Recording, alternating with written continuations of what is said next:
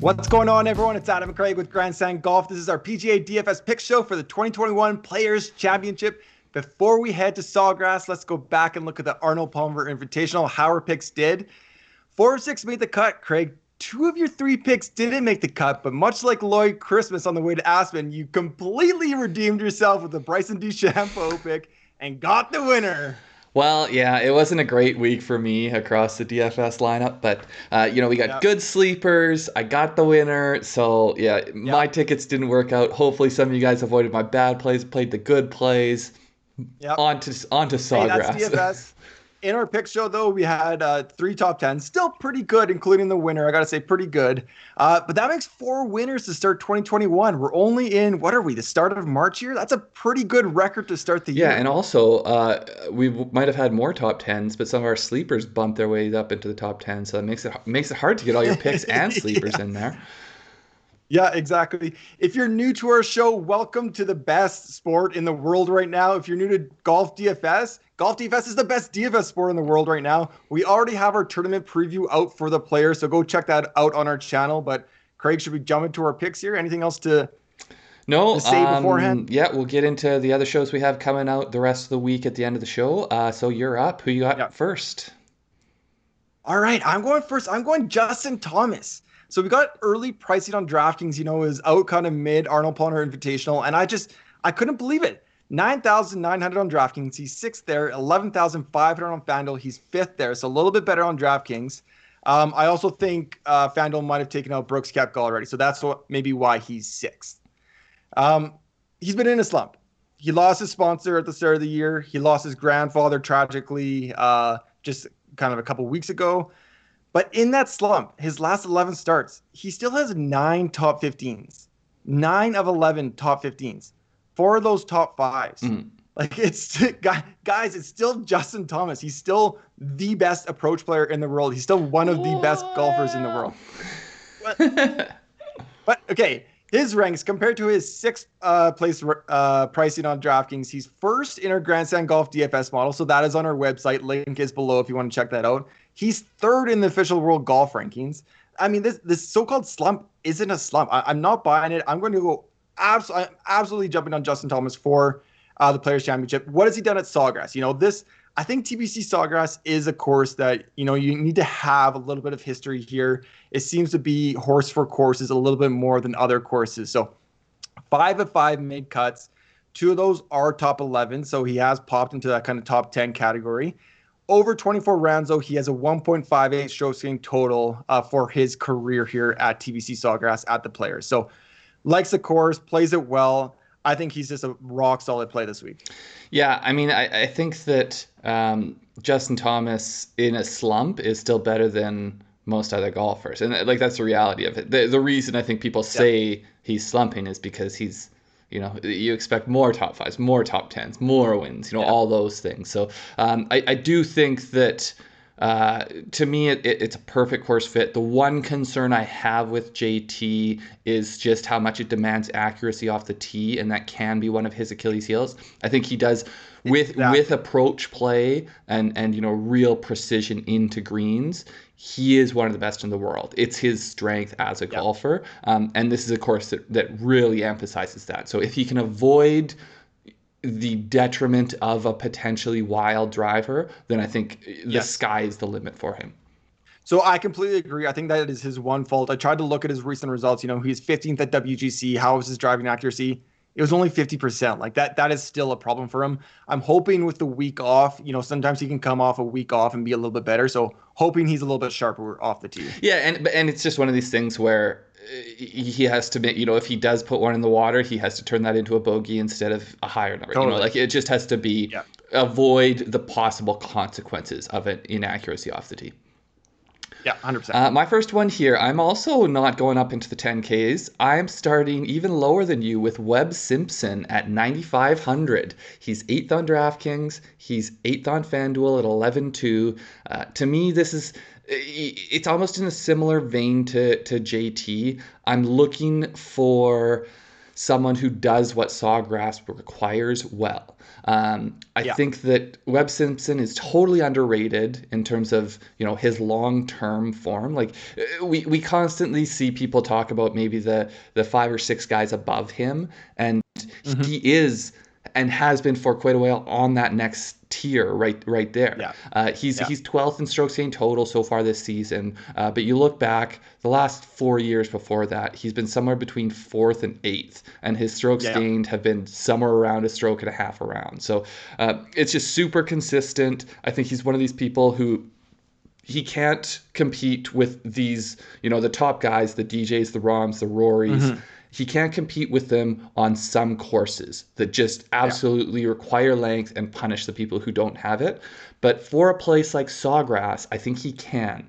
If you look at what he does off the tee right now for 2021, he's ranked 4th in accuracy. He's hitting 71% of fairways. So there's easy numbers.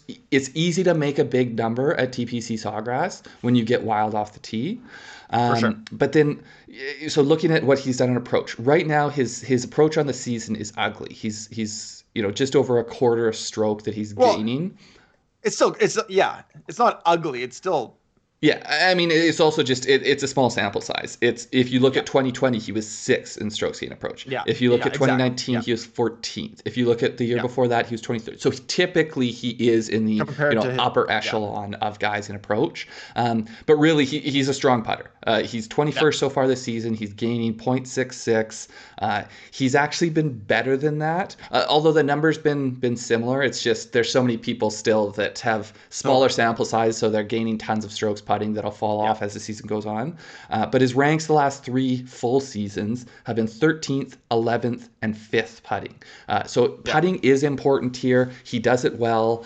I think beyond that, beyond long-term form and why I think it's a good fit for him, he's been really good here the last 3 years. So last 3 full tournaments we've had, 2017, 18, 19, he's gained 2.5 strokes per round on the field. His last 3 starts coming into this tournament, he's got 2 top 6 finishes and a 42nd at Waste Management. But I just, to me, it's good form, it's a good fit, and he has good history here. So it's just sort of hitting on all cylinders. Yeah, I think we have to say the win in 2018 as well. Like, clearly he's a good fit for the course. He's won here. It all makes sense. I completely agree with kind of the second tier, and I think he might be it depends who's in that tier or not, but I like Webb this week. I think you're right. He has that win here. He plays well here. I don't think he's got 2, a 4th and a 6th in the last 3 starts. I think he's playing well. It checks all the boxes. Is that an early tease at a potential one and done pick, or? That is not. Okay. But I'll get to that in a second. Okay. Well, what do you got coming up next year? Okay, my second pick. I love this pick, and we're taping this Monday morning. We don't necessarily talk about ownership or all that. That's in our later shows. That's in our live shows later in the week. But Patrick Cantlay, man, I can't get away from this guy. I absolutely love him this week. 9,200 on DraftKings. He's 11th there, a steal. On FanDuel, he's 11,100. He's 9th. It absolutely. This is absolutely a tease for one and done. I've saved him. I was thinking about saving him for a major this year, but one and done is all about that money, baby. It's all about that money, and this is the biggest purse of the season. I feel really good about Patrick Cantlay. Last 6 starts, 8.5 average finishing position. He's got a win at the Zozo, a 2nd at the Amex. Pete Dye Design also set a course record there on that Pete Dye Design, same as TPC Sawgrass. 3rd at Pebble. They're all T17 or better. He's playing fantastic right now. Looking at his ranks. So on the season, he's 3rd strokes gained total, 1.93. He's 6th in our Grandstand Golf DFS model. He's 9th in the world, but still he's 11th in DraftKings. It makes no sense. Going to his history at the Players. Sorry, Craig, go ahead there. Well, I was just going to say, the hard thing is there's just lots of guys at the top. Like, it doesn't make sense, but it's also... there's a lot of really good players at the top. So I just really like this tier this week. Like these guys just below the top, I think there's tons of value. So I totally get it. Completely agree. I tried to dig a little bit more into TPC Sawgrass, into the Players, because I feel like it is a course history, course fit, kind of fit your eye type course. He said in 2018, I really like this course. It demands accuracy off the tee, benefits you. You have to control your golf ball. If you do, you score well. All things that he likes to do. He's been 22nd, 23rd in a missed cut. In those 11 rounds he's played here, 1.74 strokes in total. I think it all kind of it's leading to a Patrick Cantlay breakthrough players champion type win here. I see it. I don't know. I just love Cantlay this week. Yeah. Well, Tiger right over here, I got the Tiger quote for TPC Sawgrass. He says it's a very simple formula here. Hit it good. So yeah. Cantlay's been hitting it good. I like him a lot this week. I think he'll make my play pool most likely.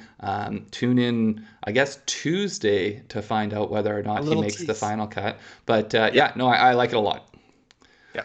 And from one potential one and done pick to another. All right. Collin Morikawa. So, I'm staying in the same tier. We've got Webb, we've got Cantlay, we've got Collin Morikawa is right in that same tier. He's 9,400 on DraftKings. Yep. He's 9th in pricing. He actually jumps Webb. He's on FanDuel. He's 11.3, 7th in pricing there. Right. So it's very simple to me with Collin Morikawa. Strokes gain stats. You look at what he's done so far this year. So his strokes gain total, he's got 1.27, 21st. Strokes gain tee to green, 1.71, third. So something's happening, not necessarily from tee to green, but once he gets onto that green, something is happening to bring down his strokes gain total.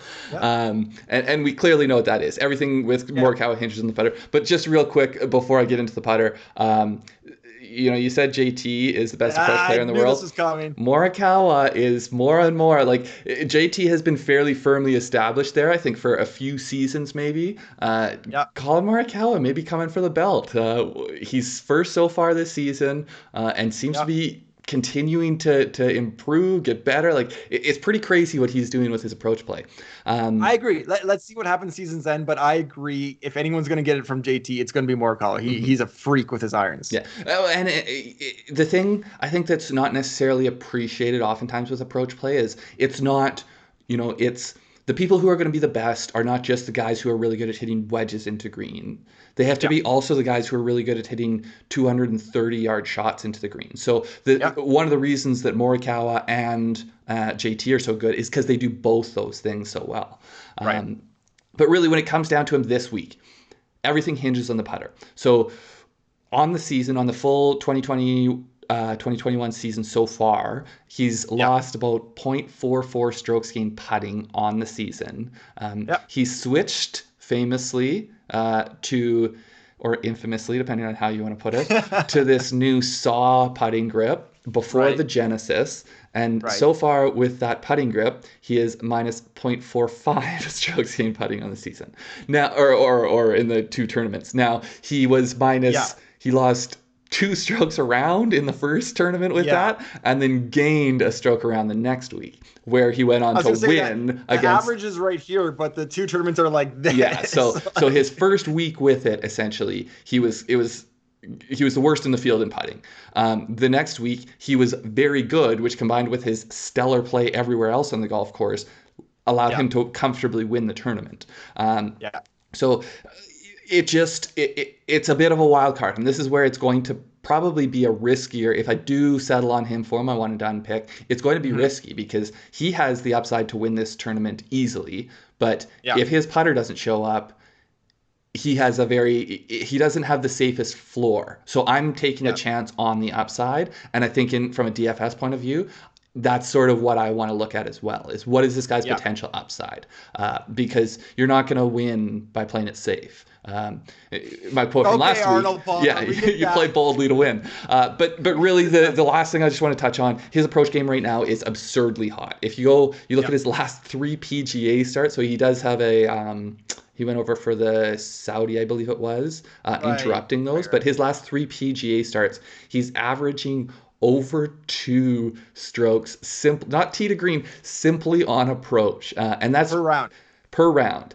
So that's really, really good. If that form continues, he can putt poorly and still have a decent result. If that form continues and he putts well, he's going to be in contention on the weekend. Yeah. So TPC Sawgrass, the players, is an interesting thing. You try to find trends looking at these tournaments, right? And one of the trend with this course is, you have to play it at a handful of times, like 5 times before you win here. Siwoo Kim, I think, is the only outlier in like the last 10 years. But this is weird because I was going to say, Collin Morikawa has shattered a few of these already in his career. He has the PGA Championship for sure, WGC, like both those early before he's 25. That's a great record to have.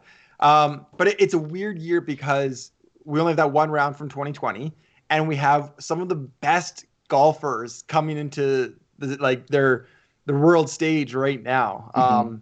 So it's going to be interesting. I think that might be a trend that also is. Well, I was going to save it for my last pick because he is at the same point, but essentially all 3 guys I've picked this week went out in that first round and shot at -468. So they set themselves up well. They weren't necessarily Hideki, who went crazy, but they set themselves up well on the first day. So, small sample size, but I like it.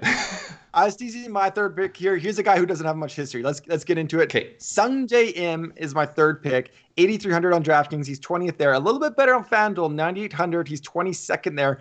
Right about average on both. I mean, Sungjae Im just feels like a really safe play with upside here. So looking at that middle point there, he only has 3 rounds here.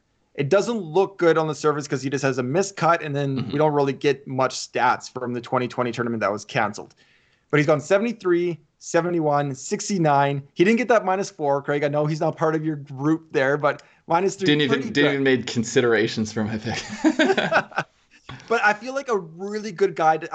Plugging in with my picks, JT and Cantlay, I really like Sungjae as well here. His strokes gained total at the players is +9.1. That's a really good start. It's just another one of these guys who might be overlooked. He seems more veteran than newcomer, but we still have to respect he is a newcomer. But he is, one of these top 20 guys in the world. His form is really good. 8 straight cuts made. That's not saying a lot, but most of them are up high. 5 top 21s or better. He had a T12 at the Amex, Pete Dye design. I will look at that for a few things, maybe some sleepers as well. But I think that does correlate a little bit. But talking about the ranks for the 2020-2021 season, this is where I think he limits the blow-up potential, and he's a safer play. So 11th driving accuracy, we talked about that. He's 69%, 32nd greens in regulation, just over 70%. I just feel like Sungjae's a really safe play. He plays really well in Florida, and he could absolutely pop. It would not surprise me if he popped for a high finish.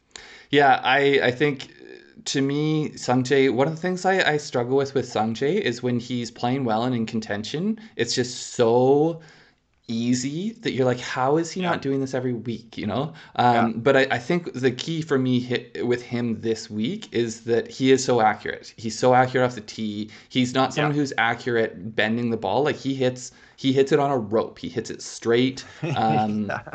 And it's repeatable. It's just the thing that I have not got to yet is who's priced around him and digesting that. So I like Sungjae. I like how he sets up for this course. I just don't know who I'm going to have to choose between Sungjae and someone else. And that's just where, that part of the process hasn't started for me yet. And we'll get to that on our Tuesday show. Fair enough. Yeah. Fair enough. My last pick here, someone else I like. I think, I teased it before. All 3 of these guys had 68s on their single round last year. Oh, Daniel Berger comes in 8,800. So, I started a little bit lower this week, but I've kept, all of my picks are in a fairly tight band. A little balanced kind of, you got that second tier. You're nailing that second tier. Might be advocating for an approach. We'll talk strategy on Tuesday, but so 8,800 for Daniel Berger, 15th on DraftKings. He's 10,300 on FanDuel, which just seems like an awesome price there. 16th. So in terms of what he's doing, strokes gained stats 2019 to 2021. So I took his full 2 seasons. I put those 2 together, and I took the total rounds and averaged out what he's been doing, because to me that's more what tells the story. He's been sort of, since he has his own comeback, not necessarily the COVID return, which he has been awesome since, but you know, he's come back from injuries himself. But he's been ninth over the last 2 seasons in strokes gained total, with 1.5 basically. And he's been doing it. Most of these guys up at the top, we think of them doing it mostly with tee to green and then being somewhat decent with putter. He's been doing it with a putter, but he's had a good putter for a long time. So his tee to green stats are good, but not great. But his putting stats are great for a top player. The other thing, you know, we talk about this. He's positive in every category. I love to see that. He's one of these people who has a complete game. It's not like you're gonna have to sweat the one thing that they don't do well and avoiding that all week. Maybe like Collin Morikawa. But you know, just to speak more to his form coming in, his last 20 starts. So this goes back, you know, past the restart, into early 2020. 20 starts. He's made the top 35 in 18. He's made the top 10 in 10. So half the time he's making the top 10. 7 of those 20, he's in the top 5. So, you know, if you say that's about a third of the time you're getting top 5 value from Daniel Berger, that's pretty good. And then he's got 2 wins. So to me, there's a fairly safe floor. Like 18 of 20, he's been top 35, and there's upside. So it seems to me like we're still not quite catching up to the fact that Daniel Berger is moving his way up in terms of where he should be ranked. I really like the price at 8,800. If you're looking at maybe a second guy in, maybe if you're looking balanced, you're looking at this range heavily. But last thing, Florida native, he went to Florida State. Ah, you sucker! I'm you're typically the narrative guy, but I got to touch on it. He says he's lived in Florida his entire life. He grew up in Jupiter, the mecca of golf. Just signs point to him having a comfort level in Florida. He is yet to win in Florida, though. So maybe this will be the one where he breaks through and becomes the Florida winner, and probably, definitely would be the biggest win of his career so far. I like it. Yeah. The 2 wins in 20 starts, maybe I'm discrediting him, but not the strongest field. But I feel like you're right. The Schwab was. The Charles Schwab. It was first tournament back.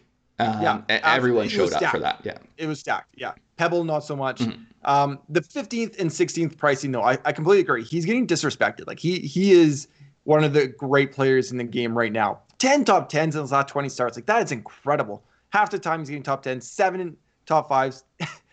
I mean, it looks ridiculous when you think about where he's priced and those stats. But yeah, that's ridiculous good. That's crazy good. And to me, it's just because of how...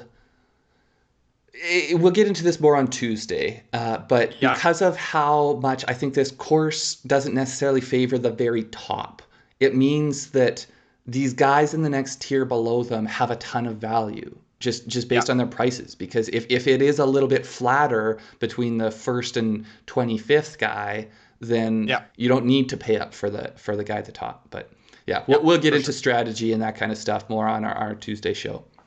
Yeah. Before everyone leaves, we've got changes to the schedule this week, so pay attention here. We got some changes. First off, subscribe to our channel if you have not yet already. Subscribe, hit that thumbs up, share the videos. That means a lot to us. But Craig, our tournament schedule, we have our tournament preview out. It's out on YouTube now. Check out our channel. PGA DFS model, we talked about it in the show. That link is below. That's live on our website. We have history here, strokesing data here, recent form strokesing data, our Grandstand Golf DFS model predictor, like long-term strokesing data. Yeah. All that 100% free. It's on our website. This is what's new.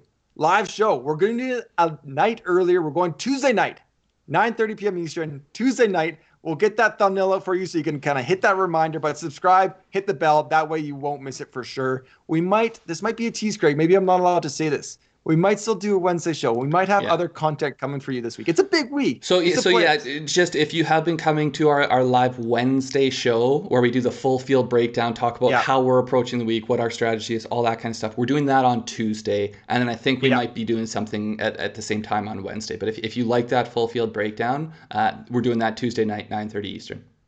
Yeah, exactly. And of course, our sleeper show, something we love. Our sleepers have been on fire recently. That will be coming out later. So make sure to, again, subscribe, hit the bell so you get that reminder. And then showdown picks all through Thursday, Friday, Saturday. We're going to do 9:30 p.m. Eastern every night live for you for the showdown picks. Yep. Good luck, guys. We'll see you in the next one. Yeah, see ya.